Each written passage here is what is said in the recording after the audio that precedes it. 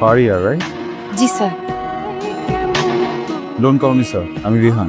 পত্রিকাতে আমার নামটা ভুল লেখা আছে, ঠিক আছে? আমার আসল নাম যদি পত্রিকাতে চলে আসে প্রবলেম হতে পারে। একটা কথা জিজ্ঞেস করি, আপনি ঠিক কোন শর্ততে রাজি হলে আমাকে 10 লক্ষ টাকা দিবেন? মানে আমাকে কি কি করতে হবে একটু জানা থাকলে ভালো হতো। তার আগে বলুন আপনি টাকাটা দিয়ে কি করবেন? আমি একজন ক্যান্সার পেশেন্টের চিকিৎসা করাবো, উনি আমার মা। 10 লক্ষ টাকা দিতে আসলে কিছু হবে না, ডক্টর বলেছে 20-25 লক্ষ টাকা লাগবে মিনিমাম, কিন্তু তার আছে। আপাতত 10 লক্ষ টাকা হলে কিছুদিনের জন্য হয়তো বা।